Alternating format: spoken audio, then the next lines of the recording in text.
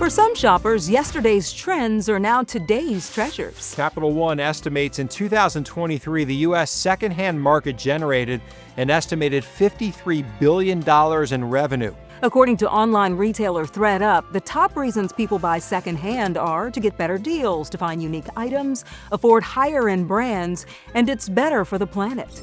But the idea that hunting for secondhand bargains is something that only your grandma or even mom and dad would do just isn't true anymore. Reporter Nora Hart explains why younger generations are rummaging through the racks for retro deals and shows us how you can find those hidden gems.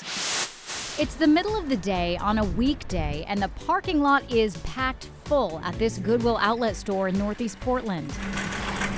Inside the outlet, also called the bins, you won't find items organized by size or color on racks or shelves. So this is not all separate and sorted through. This is dumped right in here for our sorting pleasure. Exactly. Instead, you'll be greeted by a room full of large blue bins, each one stuffed full of pre-owned goods. Mark Gormley has been managing the airport location for years and says a busy day is a normal day at the bins. There are shoppers that come in, like I said, that wait in line in the morning and are here until 2 o'clock, 3 o'clock in the afternoon. Our general donations are about 70 customers to 120 customers per day. Oh, wow. That's about how many customers we get of donating. The other portion includes items that didn't sell at other Goodwill retail stores, even after getting marked down. It's going to be in that store for up to 4 weeks. Then, many of those things get packed up and brought to the bins. So they'll put it into one of these big melon boxes, and then that's what we take and put on the sales floor. How do you decide what ends up in those blue bins to then be brought out there? We just take everything and we put it into that machine over there that tips those melons, and everything goes. If digging through the bins isn't quite your style, across the Portland Metro, you'll find a very different shopping experience.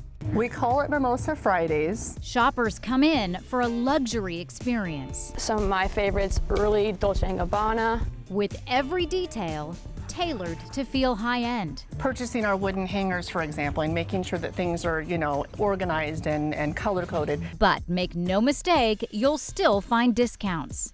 You're going to find Evereve jackets for $10 and $15. I can't think of anybody that couldn't find something in our shop. Retailers like Musey's on Main, just south of Portland, act as the middleman, repairing tears and cleaning stains. And it's part of what you're paying for. So there's, that's element of why it's a little more expensive is because of the curation. Musey says the consigning process can be part of the fun. Consignment is a way for people to take things that they previously have owned or things that they have found, bring them to our store. We give them 2 to 3 months to sell them. The store takes a percentage of it, and they also make a percentage of it. According to Capital One, the majority of consignment shops pay merchandise owners 40 to 60% of the selling price of the item sold.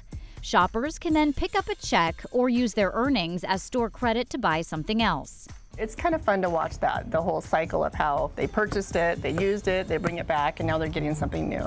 On hand at the shop is Sophia Sutherland, a self-proclaimed Gen Z thrifting expert. Everybody's thrifting now to find the best deal. She handles Musey's online inventory and says thrifting, especially among younger shoppers, is having a bit of a resurgence. When COVID ended and we could finally go back to in-person school and going outside, it was kind of almost freedom. So a bunch of people in my generation went straight to the thrift stores, and with social media, people were filming what they're finding. Online retailer ThredUp released data showing that in 2023, 65% of Gen Z and millennials shopped for secondhand apparel, compared to 50% of all adults. The report found Gen Z and millennials are also more likely to resell their own clothing, with the #1 reason to make extra money.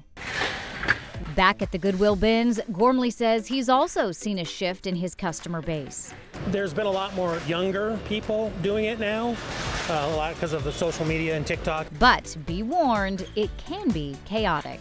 It can be very overwhelming for somebody that comes in that's never been in here before, because there are certain rules that you have to follow. Can you give me some advice on how to navigate this process? Your best bet is to let the wave go by first. So when the table comes out, Everybody's going to be there shopping that table. And then they're going to bring out more tables, so then those people are going to navigate away from that into those tables. Thank you so much. I appreciate it. I feel a little more confident in approaching the bins. I'm excited. Hopefully I find a treasure. You will. Everybody does. I'm all for thrifting. The one thing, though, I don't know about shoes, sandals, things like that. Yeah, I've never gotten that from a thrift store, but I like the wine glasses, art, all sorts of home things. Jewelry there, Yeah, some jewelry. stuff, good stuff. Mm-hmm.